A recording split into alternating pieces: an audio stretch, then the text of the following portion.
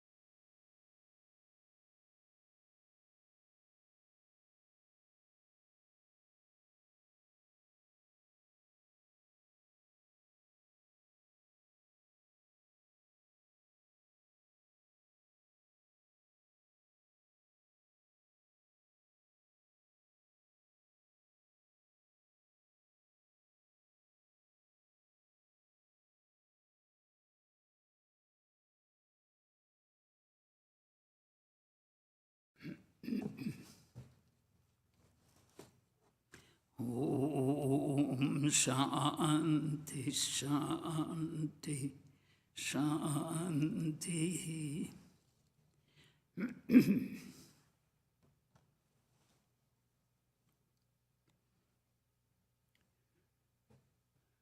This morning's subject is Swami Shivananda, a direct disciple of Sri Ramakrishna.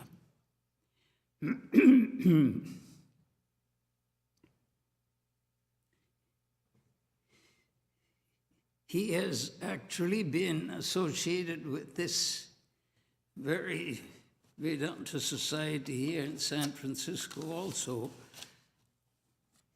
Although he passed away in 1934,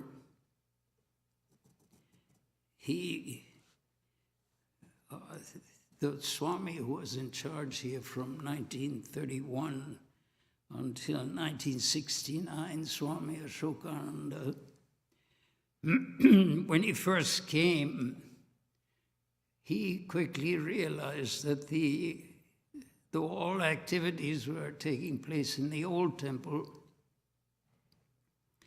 that the place was becoming too small for the increase in the membership and the increase in the attendance at the lectures. But he was hesitating to move the center to another building or to build a larger structure that would hold the increasing attendance, because the original building was constructed by a direct disciple of Sri Ramakrishna and had accumulated such an aura of spirituality because of all the great activities that had been undertaken in that building from 1906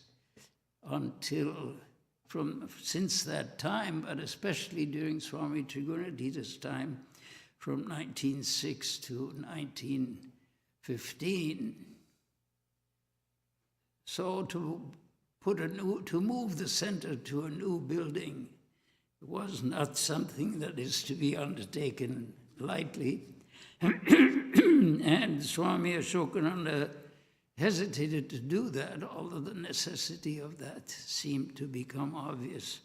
But he wrote to the president of our order at that time, who was Swami Shivananda, and asked him what advice he could give on that issue.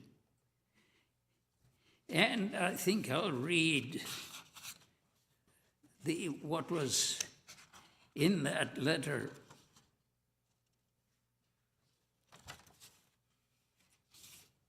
Which was written by Swami Ashokananda on 26 January 1933.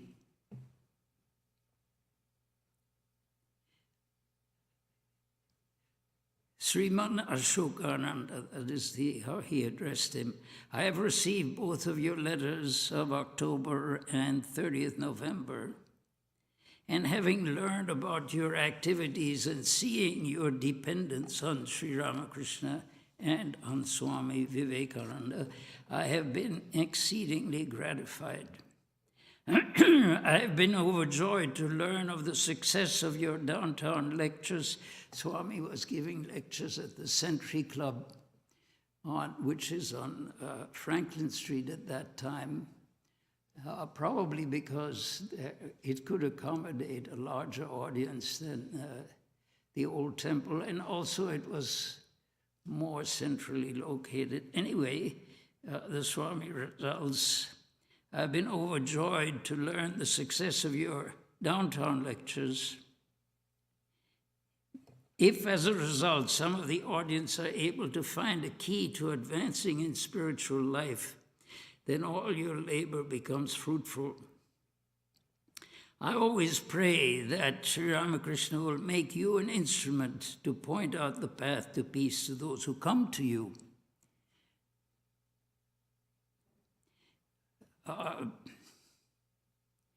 And then he goes on for some more personal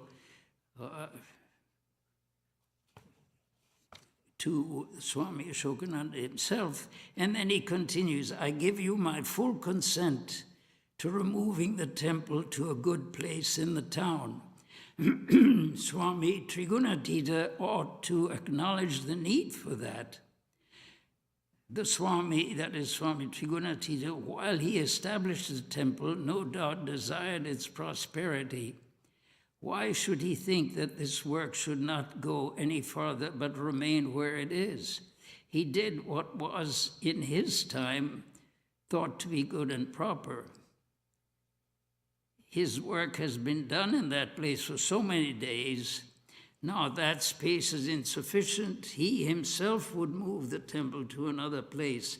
And if you do this, that is, if Swami Ashokananda does this, your effort will receive blessings first of all from him. He will be happy. Then the Swami asked him that in the old temple, Swami Ashokananda asked him, the old temple has a great feeling of spiritual sanctity and holiness, and he was wondering if this new structure, which is now the new temple, would benefit from that, or would it be something that would have to be built up over a long period of time? And Swami Ashokananda answers, and as regards what you have mentioned, that means the spiritual atmosphere, that will also be communicated to the new temple. It is the divine presence of Sri Ramakrishna that will spread into the new temple. All these outside things are only external. If you have any doubt yet in your mind, then I'm saying that through the grace of Sri Ramakrishna, wherever you will move the temple, in that place, not only the stream of Sri Ramakrishna's divine power will not be hurt in any way or diminished, but rather will grow, so that more and more it will attract people's hearts and minds. You select a place to your heart's content and build a temple according to your own desire. So this is a profound blessing that this society has received from Mahapurush Maharaj, as he was called, from Swami Shivananda. And when a knower of Brahman, such as all these direct disciples of Sri Ramakrishna were, who had experienced to the limit of divine reality and divine inspiration, when they provide such a blessing said in such a specific way, that has a tremendous significance for the use of that temple and for all the people like us right now who are using this structure.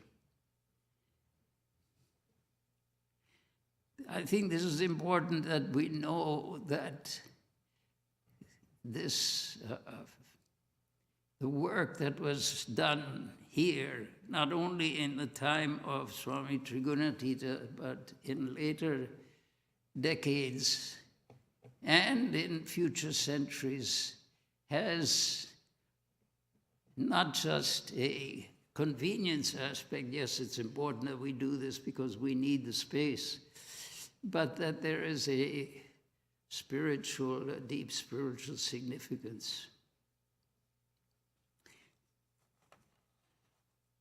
That is one aspect of this direct disciple of Sri Ramakrishna, who passed away in 1934 and who was instrumental in a great expansion of the Ramakrishna movement.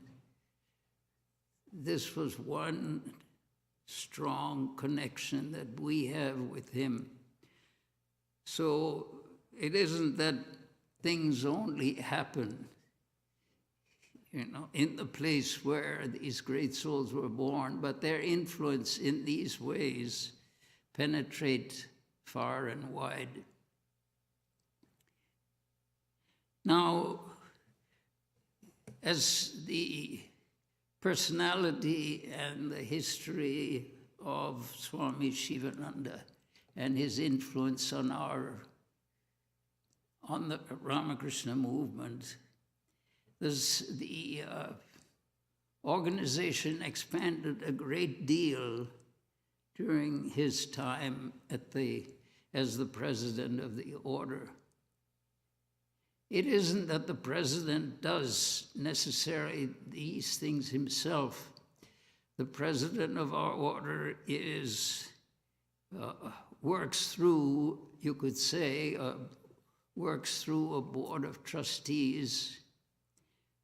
There are some 20 or so monks who are chosen and elected by the general membership of the organization to run the affairs, the physical and, the physical affairs of the order. But the president is always considered to be the inheritor of the mantle of Sri Ramakrishna himself. And so he is regarded with a very special eye and with a great affection. Now, one can ask, how did such a personality get trained? How did he develop to that position that he eventually held? From his earliest years, there was a spiritual inclination. And you can say, certainly, if we believe in the reincarnation and the idea of reincarnation, which is so clearly enunciated in the Bhagavad Gita and is traditional in the Hindu and Buddhist faiths, that we carry things, the way we appear now is the result of the things that we've done in the past. And though they may not be the result of the things we've done in this very life, they are the result of that infinite past which we bring along with us. And infinite in the true sense, because we're only aware of a small window in an infinite panorama. We're aware of what happened from, not even from the time we were born, but from some years when we attained a certain precise consciousness. From that time on, we are aware and we think that this is the whole of it, as far as we're concerned. But what we ignore is that we ourselves come from an infinite past. We were not, even this limited personality traces its origins to a previous existence, to many previous existences. Because the one thing that Vedanta emphasizes is that the concept of infinity is not just a mathematical abstraction. The concept of infinity affects us in a very clear and direct fashion. We bring to us the result of an infinite past. When it began, we do not know. But we find ourselves at the present moment as the resultant of everything that went before. And it's not surprising that there should be some individuals who have advanced to a very highly developed state, even before they specifically look for the fundamental meaning of existence. Swami Shivananda had, since his, you could say, since his very youth, an idea that he wanted that which was beyond, that which was the origin, that which was the essence, that which was the central aspect of existence. The surface of things did not satisfy him. And the lesson for us is that the surface of things should not satisfy us either. We are naturally concerned with the immediate past and the immediate future. This is all essential in our conduct of this life. But if we forget that we come from the infinite and that we are going back to the infinite, that we are the infinite this very moment, then we have missed the very central truth of our existence. The physical body was born just the other day, some years ago, some decades ago, and eventually it will disappear. But the essence of which the physical body is a manifestation, that essence was not born just a few years or a few decades ago. That essence also will not cease to exist when this body disappears. And the whole principle of spiritual life is to understand what that essence is, and that is our reality. Everything else is simply a dressing on the surface. So from his very early years, Swami Shivananda was interested in a very extraordinary thing that probably many of us may never have even heard of. That is the idea of samadhi. Samadhi, you could, unless you have actually experienced it, none of us can know what it is in actuality. And generally, in one lifetime, it's generally not sufficient, or generally not known to occur so very quickly. But slowly we develop ourselves spiritually, and samadhi is the goal. Samadhi means consciousness of God, the consciousness that we are, and everything around us is not limited by space and time, that we are by essence in our central core, in our central reality, we are infinite and eternal. The core of us can never die. The surface comes and goes. We are born, we live for some time. That is, the body is born, the body lives for some time, the body goes. The mind works with the body, and the mind thinks that it comes and goes. It appears and disappears. But that which is at the core of our being, the reality, the spirit, there is in our heart, as emphasized by the Upanishads, as emphasized by the Bhagavad Gita, in our heart is a reality which has never come into existence. It has always existed. In fact, the very concept of time comes after that existence. Time itself, the idea that something can go from one point to another, can arise, can develop, can disappear, that also is a human concept, which is not, as the Upanishads declare, is not the fundamental reality.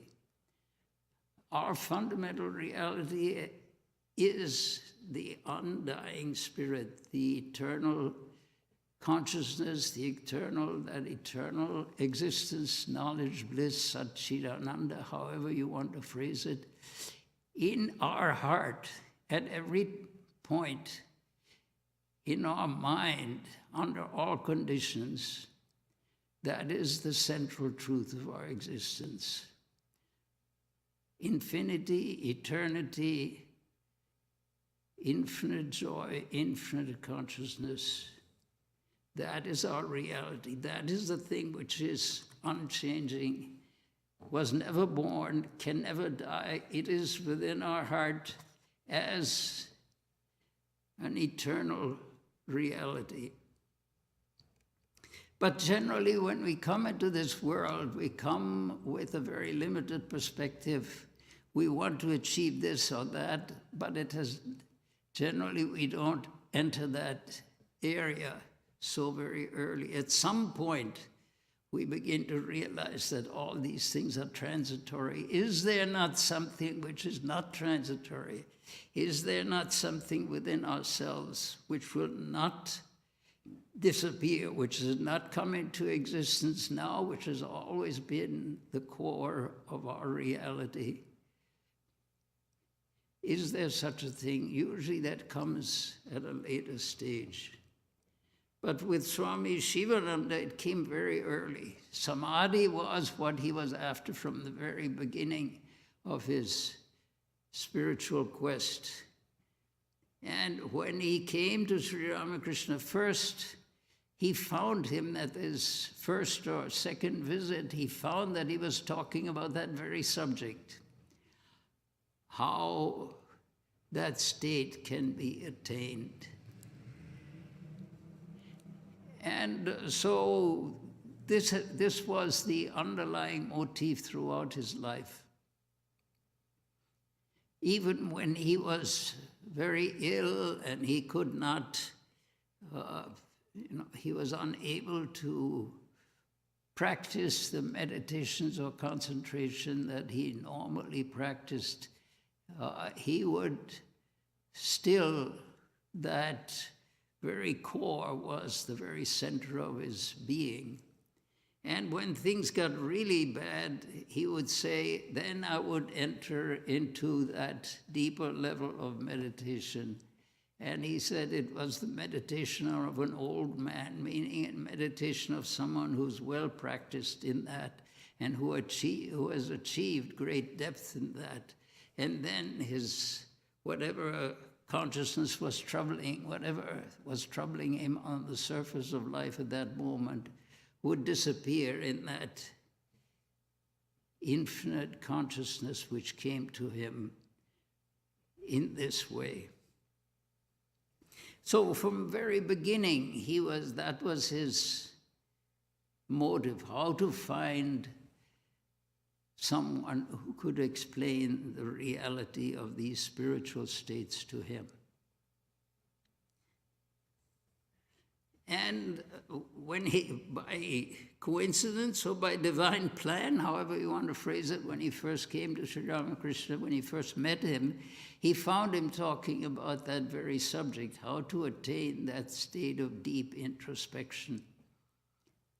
And that became the motif of his life. Now, his family, also his father, was also a very spiritual person. He was not a monk. He was, in fact, he was the attorney for Rani Rasmani's estate.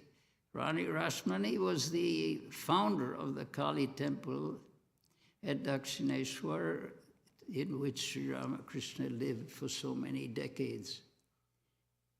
And so Sri Ramakrishna actually knew his father from long before, and he was very happy when Swami Shivananda, who was then Tarak,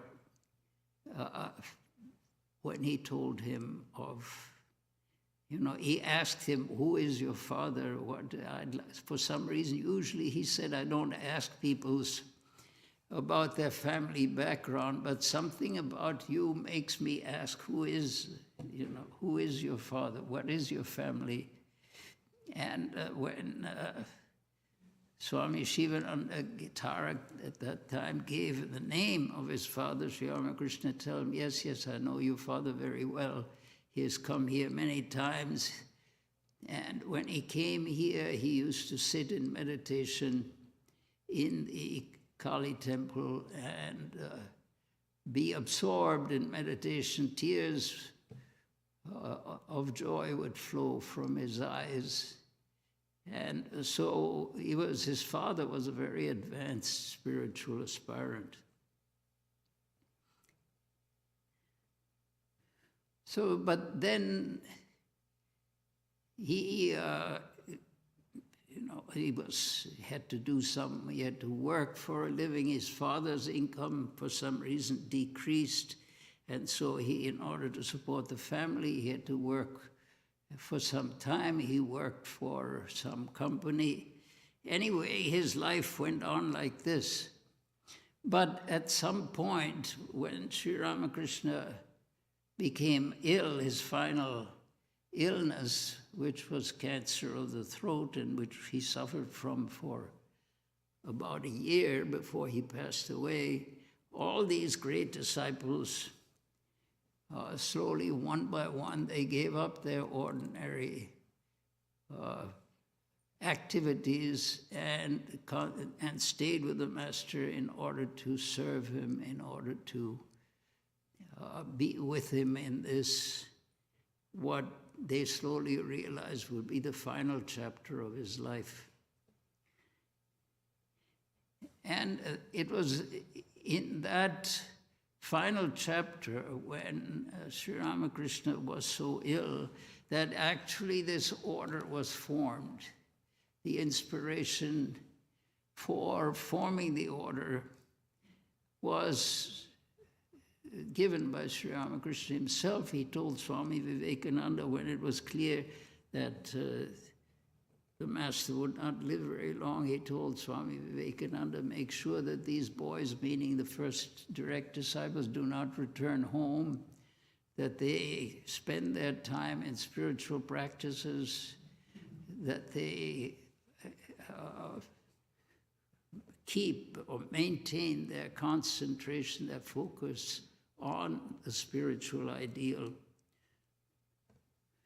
So then the history of the order goes on, and Swami Vivekananda became the first president. Then when he passed away, Swami Brahmananda became president. When Swami Brahmananda passed away in 1922, Swami Shivananda became the president of the order. And he, during his time in that office, which he occupied until he passed away in 1934, the order experienced a great deal of growth, and fully encouraged and fully supported by Swami Shivananda. Many monks came to this country. Many centers were established in the United States, in the West. All these, they all came during Swami Shivananda's time. Swami Ashokananda came to San Francisco. Swami Vivedishananda came first to San Francisco, and then eventually he established a center in Seattle. Swami Nikhilananda came and established the great publishing and preaching center in New York. There had been a center in New York, Vedanta Society, that Swamiji himself started, but this new aspect was started again under Swami Shivananda's presidency. Many centers were established, not only in other countries, but in India itself. The order experienced quite a time of growth. He did not specifically focus on that. I mean, he focused on inspiring people, and the people that he inspired performed all these functions, these actions. And he inspired them by encouraging them to live the highest, to transfer to their new places in the West, to transfer that spiritual intensity that they had acquired in India, to transfer that to the West. So you could say that the establishment of, or the development of further spiritual concentration, spiritual intensity, was greatly helped by these many swamis that were sent as emissaries to the West. Of course, there was no women's order at that time. That was founded in 1952 or 53. Otherwise, there would have been women sent out also. And of course, now there's a center established by the convents in Australia, and other centers have been established, so that process goes on. But a major impetus in that process was given in Swami Shivananda's time. He was very supportive of this type of preaching work, seeing in it Sri Ramakrishna's intention, Sri Ramakrishna's will and support. Sri Ramakrishna himself and the Holy Mother also, they talked about seeing devotees with a light-skinned devotees. In other words, European devotees being equally appreciative of the great spiritual ideals that India had developed. So all that development, you could say, Swami Shivananda, of course he didn't start it, but he supported it with great interest, and so a lot of that expansion can be attributed to his, support. There are various things that various ways that we could talk. His life was totally devoted to, it started with his interest in these high, deep, very deep spiritual states, and that interest was maintained throughout his life and was supported when he became in charge of the order. It was a tremendously inspiring time.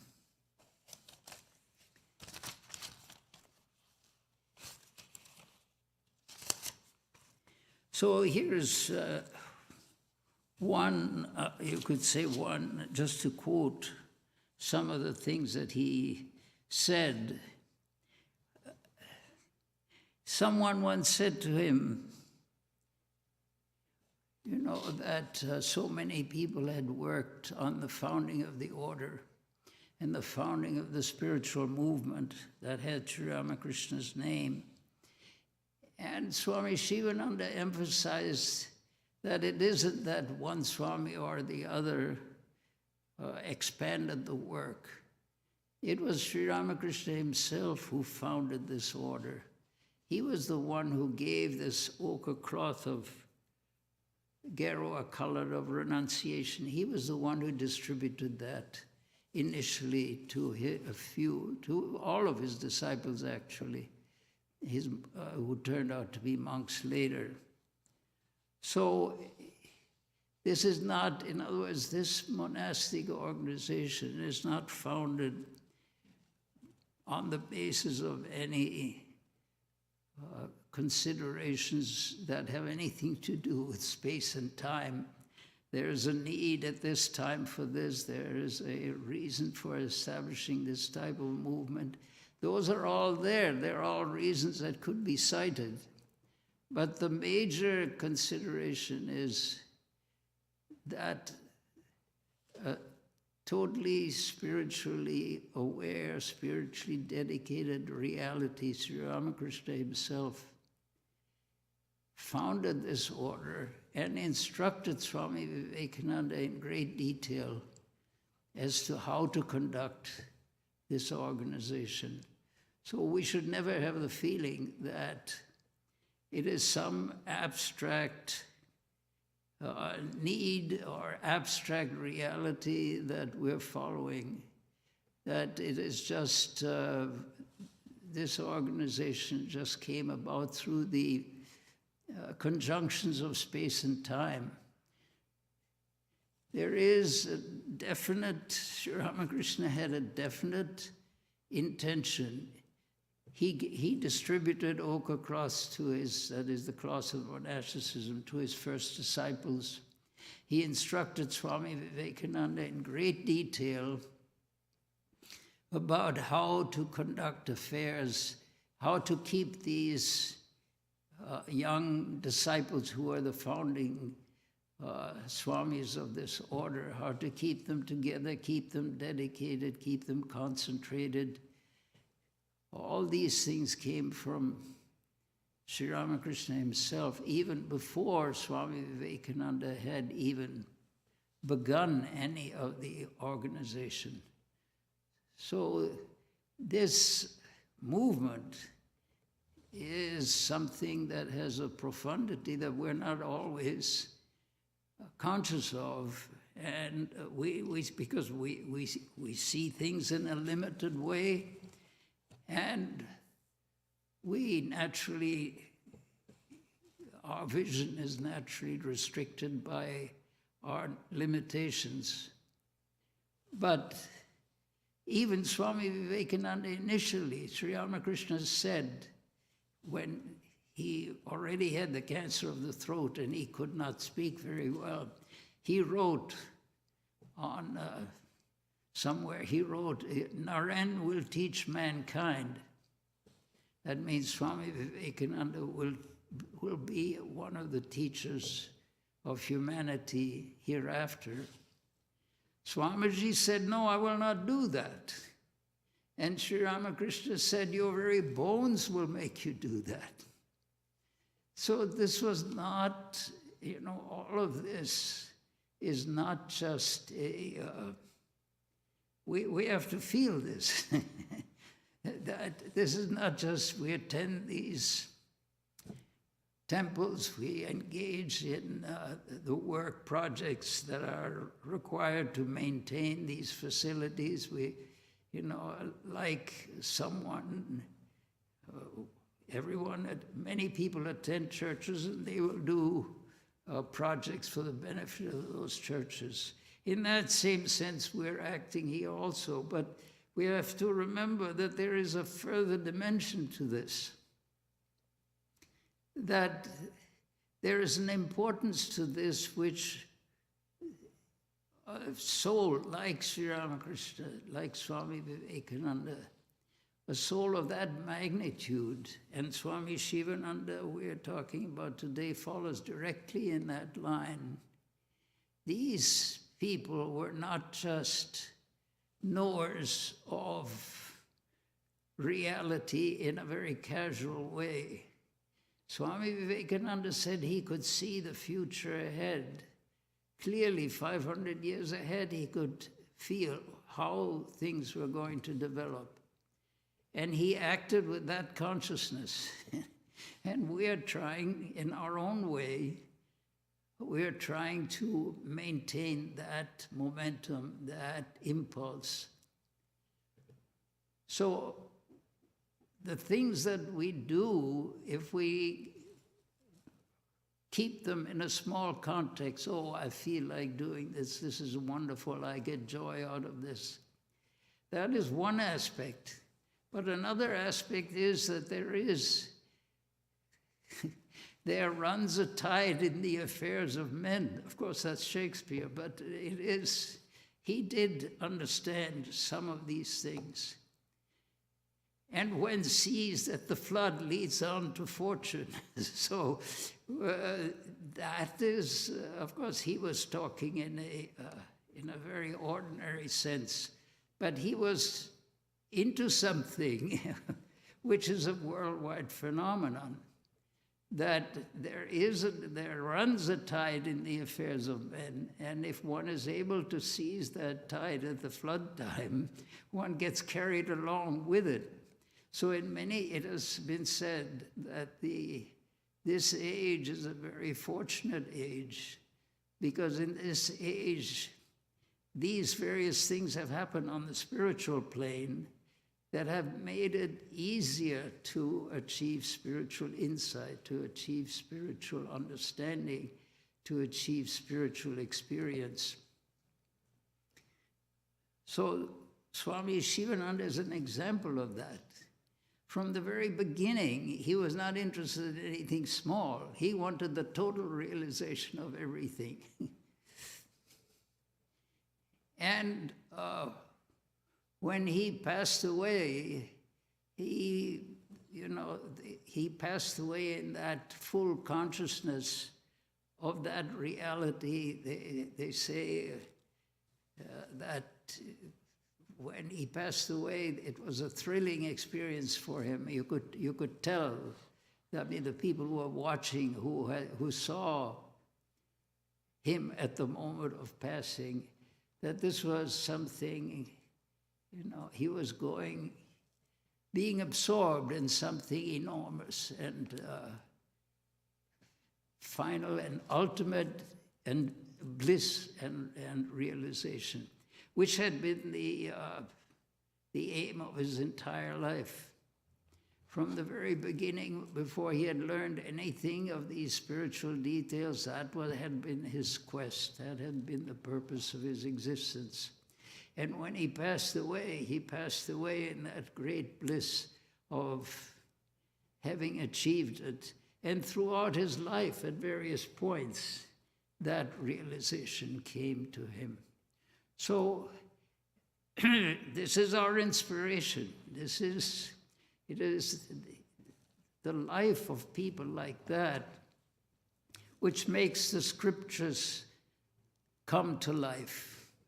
In the scriptures we realize sarvam khalu idam brahma. All of this is Brahman, that is to say, is infinite, eternal, all-pervading, unchanging, and bliss eternal. So many scriptures can be quoted, but as long as we quote the scriptures, we should be able to point to the lives of some people who have actually realized that. That is what gives us the energy and the hope to carry on, that we too are able to proceed in that way.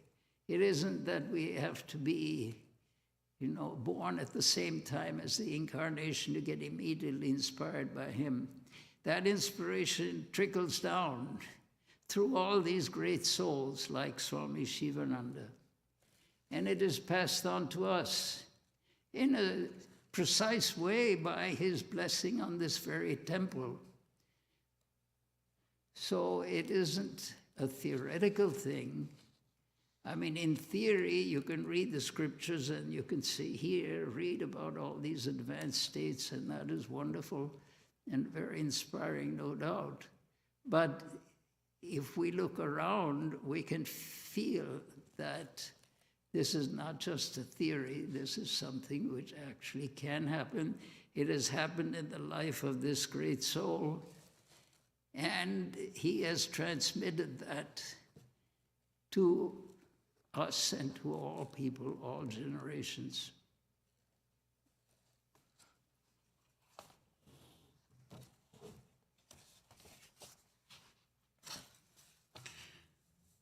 The subject for next Sunday, which is Christmas Day, is Christmas message.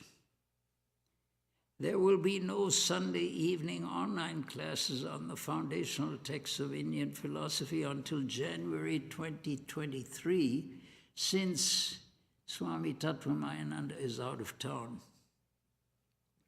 On Wednesday evenings, we have Vespers with meditation at 7:30 p.m. in this auditorium.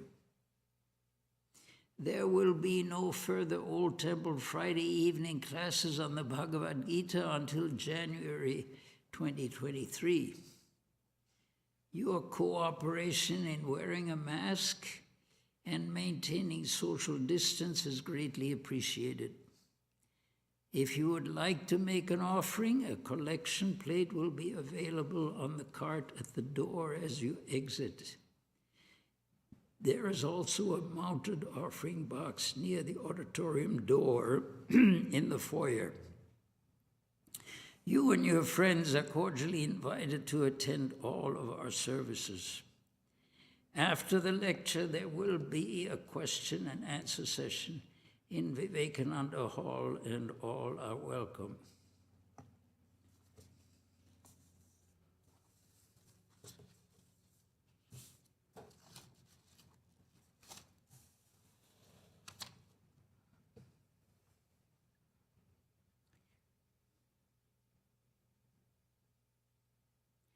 Om Shanti Shanti Shanti.